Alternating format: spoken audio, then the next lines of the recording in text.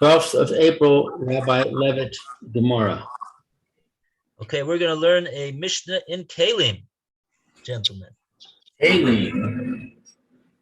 Maseches Kalim is the first. It's the first in Seder Taros in Mishnayos. Let me see if I have it.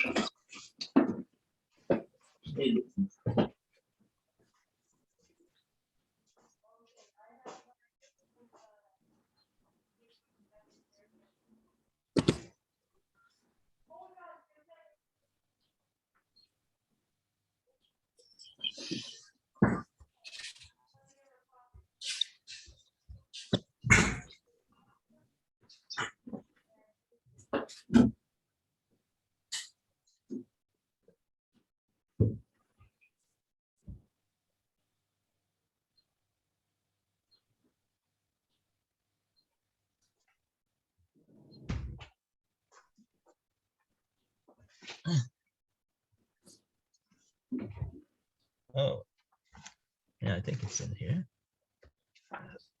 Okay. 12:2. This is just a Mishnah, right? Not Gemara. It is a Mishnah, right? Okay. Here's the Mishnah. This is in Mishnah in Maseches Kalim, Perek Yud Beis, Mishnah Beis.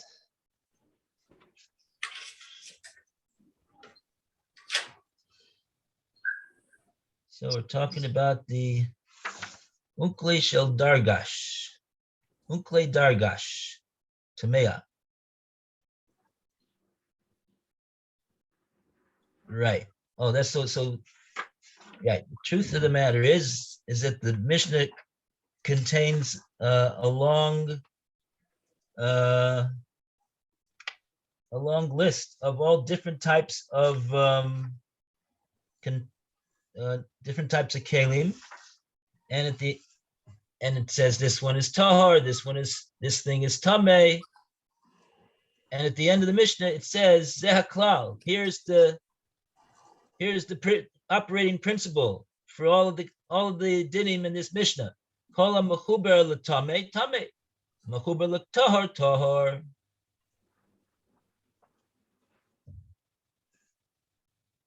So, meaning that everything which is connected to something in which is tameh will also be tameh. Just the fact that it's connected to it. So let's get an idea of what it is that we're talking about over here. Rashi mentions the case of the Unkle Shel Dargash, the Shel Shulchan. Unkle is hooks. Now, when we get to a Dargash is a bed frame. Right. The Dargash is the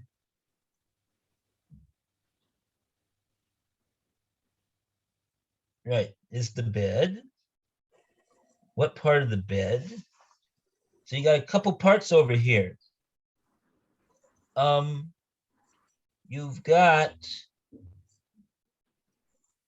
looks like let's see, what does it say over here? Rashi said, the Rav Ovadia Mebar Tanura, Dargash, Mita Katana Shel Or.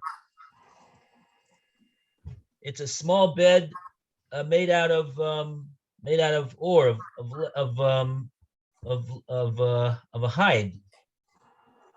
The tolin ritzuos b'safat or saviv. And you hang strips on the side of the on the end of the on the edges of this hide, all around the hide, V'yesh unkolios shel barzel baruchot hamita, and you've got hanging all around the bed. You've got these hooks. You've got hooks made out of barzel, made out of metal, and you ukashirotzim lintosa onvim harutzuos v'osan unkolios. So when you want to lintosa, to spread it out, onvin harutzuos, v'osan. I guess you hang these little strips on the edges of the hide onto these hooks that are fixed into the side of the bed frame. So those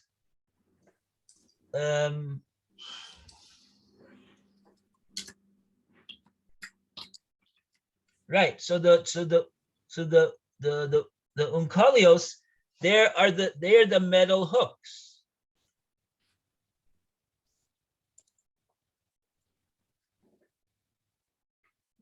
It says that they're tameh. The Mishnah says they're tameh.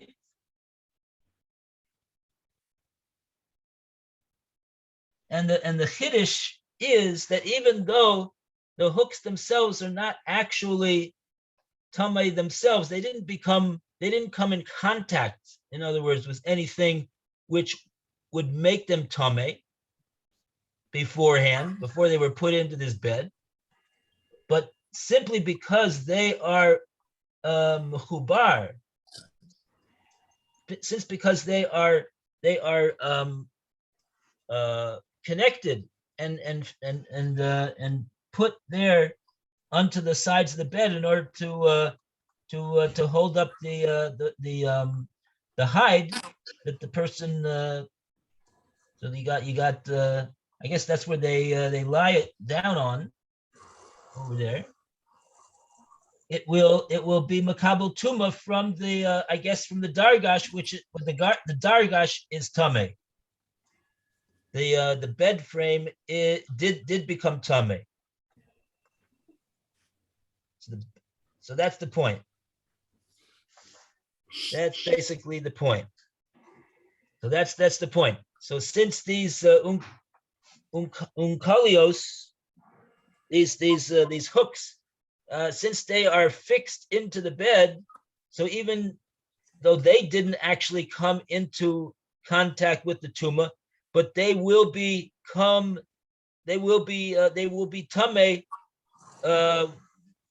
as long as they are connected to the dargash, the bed frame, which has come into contact with tuma.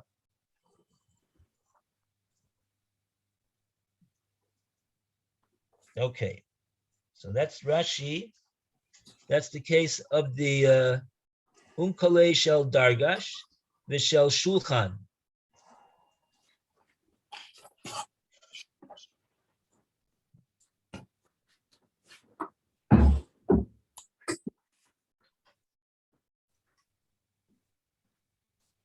Okay.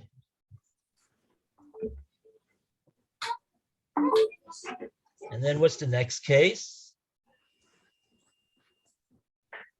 The next case over here is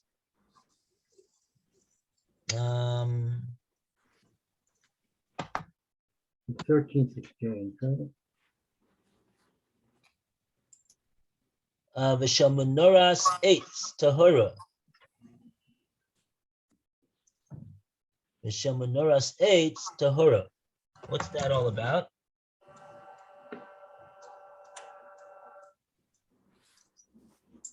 Shel menorahs eitz tahor. How does that work?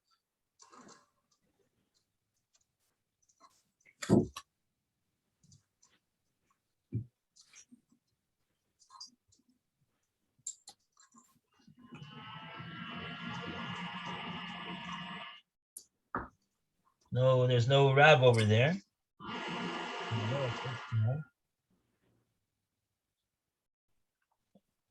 Okay, this is interesting over here. A menorah, a candelabra that is made out of wood, and it doesn't have a base keyboard. It doesn't have a receptacle that you can put things in, because that's not what it is. But and it also does not serve the person itself in a direct way.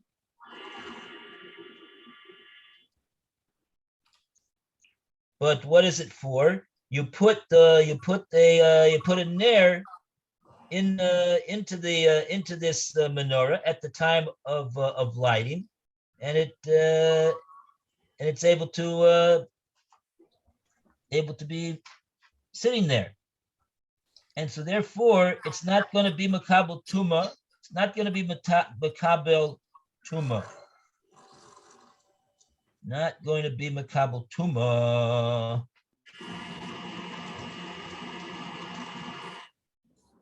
So therefore, why is it not makabel tuma?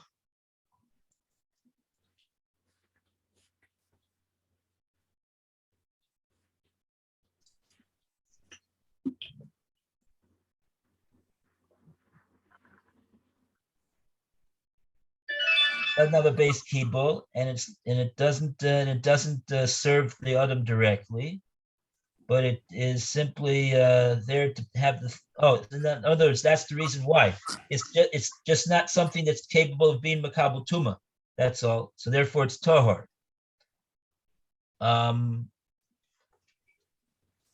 Okay.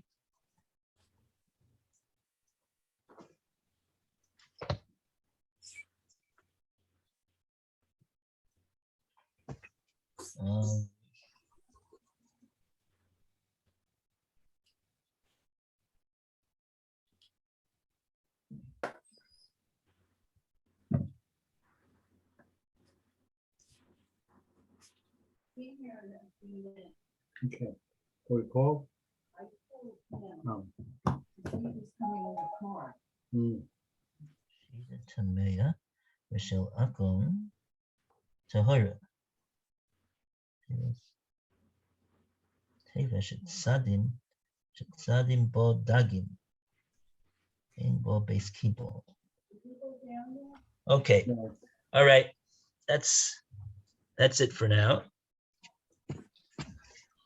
Okay, so in any case, that's the rule. That what's connected to tuma, it has a din of being tameh, even though it's not itself got any tuma.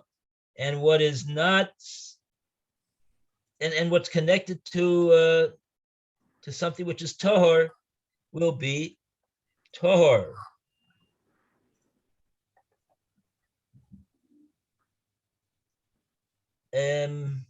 Yeah, that part of it is what Rashi is quoting over here with the menorah shel eitz, apparently. This menorah shel eitz is not makabel tuma, doesn't become tameh.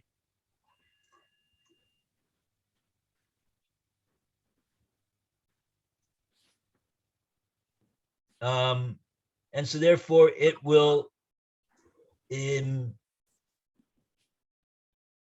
I know what's bothering me. What's bothering me is that's not really exactly what yeah. The first case I understand very well. Even though those hooks did not actually become tameh themselves, but since they're connected to the bed and the bed did come in contact, so then they themselves also they will become tameh. But over here, even though it doesn't say, okay, we'd have to read the Mishnah. We'd have to analyze the Mishnah a lot more. So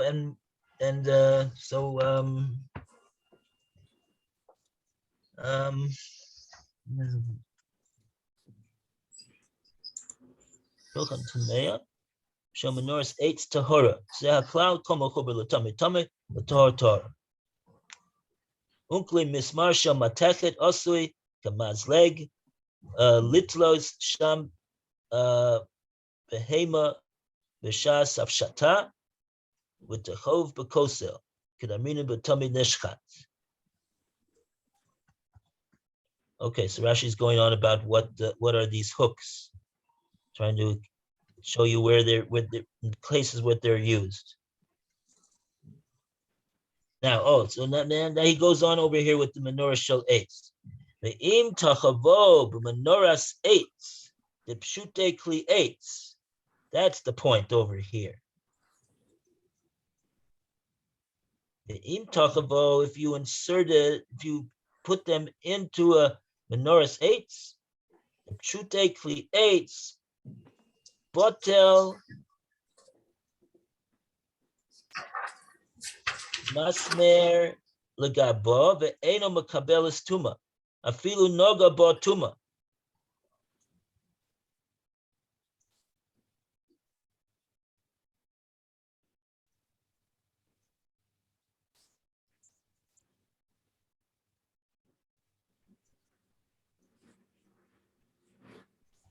Yeah, since like we explained that the menorah is not makabel tuma, not capable of being makabel tuma, so therefore even when it comes into contact, it won't afilu. Rashi says afilu noga bo tuma. Even though it comes into contact, it touched something which is tame, it will not it won't get tame. It won't the tumah won't transmit itself to the other this menorahs eitz, this wooden candelabra, because the wooden candelabra is a pshutikli eitz. Pshutikli eitz doesn't have a receptacle, and they are not makabel, and they don't receive tumah. They don't become tameh. Aval b'dargash u'b'shulchan shemekablim tuma, even though those things are also not, they don't have a base kibble, they don't have receptacles, but they are things which are capable of being makabel tuma, and so therefore they will become tameh when they are connected to something which is tameh. Okay, a little bit of Maseches Kalim. You see how it's not so easy. Okay. So that was the only thing that Rashi commented on, this whole all of these sources that we have over here. V'yelech Esav El Yishmael. This is an interesting thing that happened over here, actually. Maybe we'll look this up. This is one of the examples that's given. This is the source from Chumash, that the bad deco goes is next to the tree that doesn't bear fruit. This is a pasuk in Bereshis Chav Ches Tes. Let's take a look over there in the Bereshis.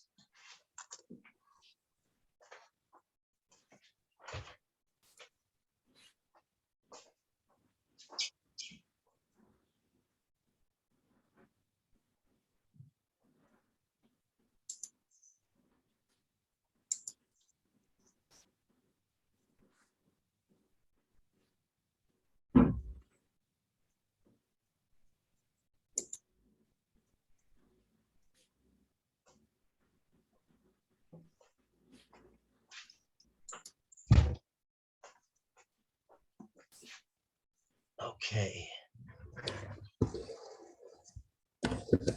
Yes. Chav Ches. Perek Chav Ches.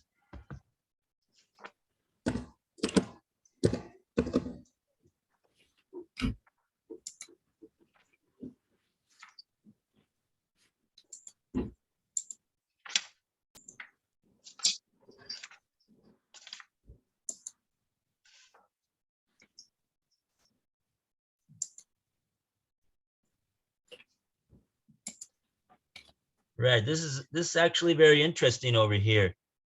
This is the end of Parshas Toldos. So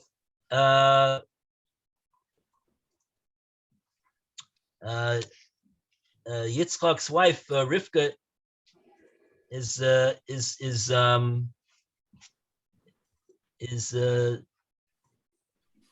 is working things out over here with Yaakov, her son, and right, she told Yaakov to go in to get the brachas ahead of Esau, and Yaakov did so, listened to his mother. And then when Esau found out that Yaakov stole the brachas, he wanted to kill him. And Rivka even heard about that.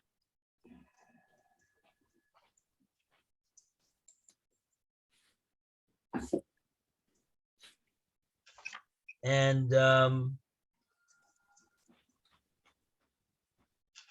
this is a pasuk in this is pasuk in Chav Zion 27,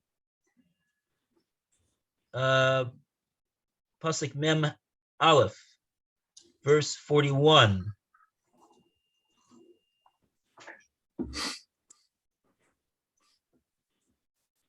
V'yistom Esav es Yaakov, and Esav had a bad blood with his brother Yaakov, ala bracha, asher berecho aviv, that his father gave him. V'yomer Esav belibo, and Esav said in his heart, Yikravu yamei Evel avi, let the days of Evel of my father come. He's looking for his father Yitzchak Avinu to pass away. V'harga es Yaakov achi, and then I will kill Yaakov, my brother. And interestingly, the next pasuk says, "V'yugad l'Rivka as divrei Esav." It was told to Rivka these words that Esav said in his heart. How could that be told to Rivka in the words that Esav didn't even say to anybody? He said the pasuk itself says that he said them in his heart, and Rashi says over here, "V'yugad b'ruach hakodesh." It was told her through Ruach HaKodesh what Esav was planning to do to Yaakov Avinu. And so therefore, once again, Rivka steps up to the plate and engineers the flight of Yaakov Avinu. So she calls him in, and in the next pasuk she tells him, "V'ata b'ni." This is in pasuk Mem Gimel. Ata b'ni shma b'koili, listen to me. Bakum barach l'cha el Lavan achi harona. Go and run away to my brother Lavan in Haran. Yeshavta imo yomim achadim, and you'll be with him over there for a few days. Ad asher tashuv chamas achicha, until the anger of your brother subsides.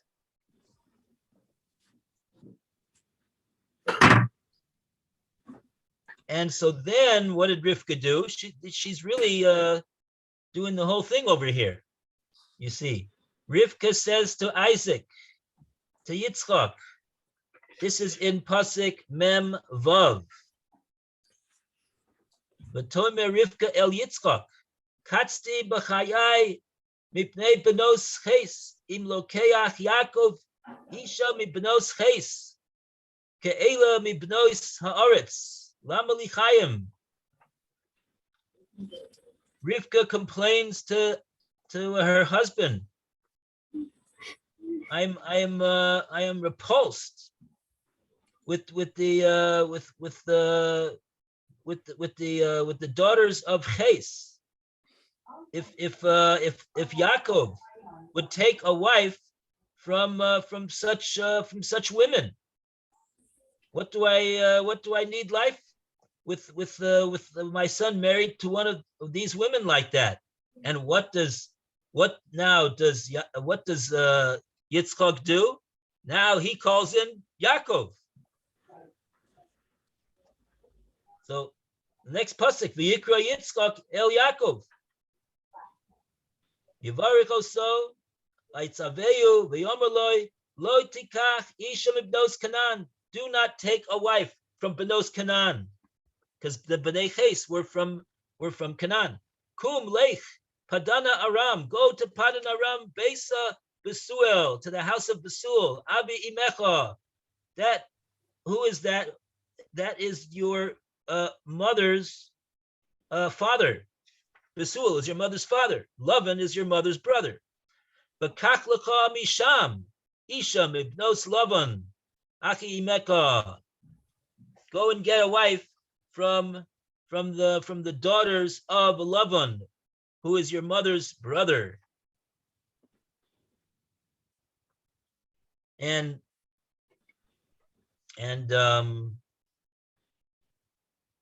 okay.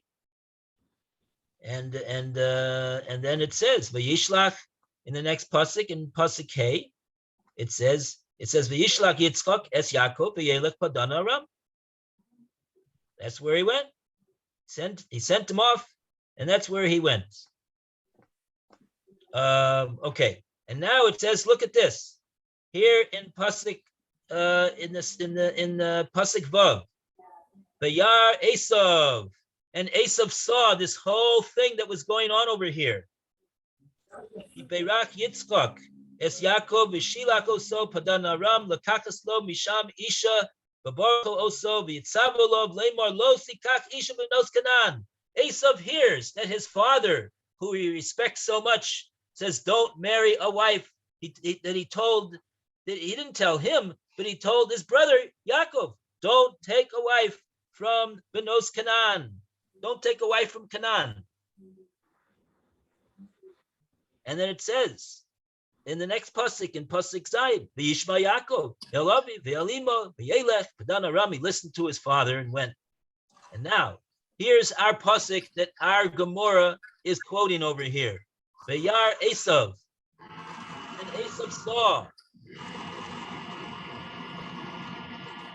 He ra'os benos Canaan be'ene Yitzchak aviv. He saw that there was evil in his father's eyes to have a wife from Canaan. Now, so what did he do? V'yelech. Oh, here's the pasuk. V'yelech Esav el Yishmael. So Esav went to Yishmael. V'yikaches maklas bas Yishmael, and he took Esav's. He took Yishmael's daughter for a wife.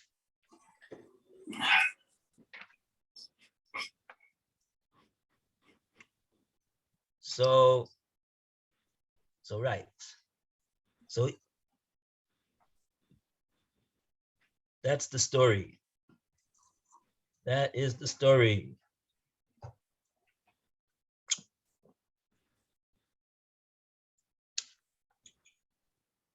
Lamaisa, Esav was already married, right?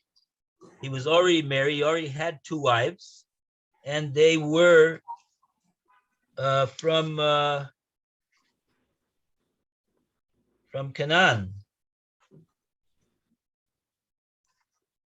But he didn't send them packing. He just went ahead and married the daughter of Yishmael. Yishmael is, of course, not from Canaan. That's what he did. So our Gemora is saying that is condemning that action that Esav did. Just like he's evil, he went to associate with and marry someone who is the daughter of somebody who is evil as well. that's the story over there. Oh, sorry, we're way past. Okay. Okay, Okay, all the best, everybody. Have a great day. okay, and have a good Pesach. Take care. Take care. Yeah. We together This might tomorrow. be the last time, huh? Okay. Anybody's comes tomorrow, we'll see what we'll do. All right. Take Have a care. good Pesach. All the best. Okay. Kosher and Freilich and Yontiv. Amen. Okay. Okay, bye, Lou and Al and Bye. Phil.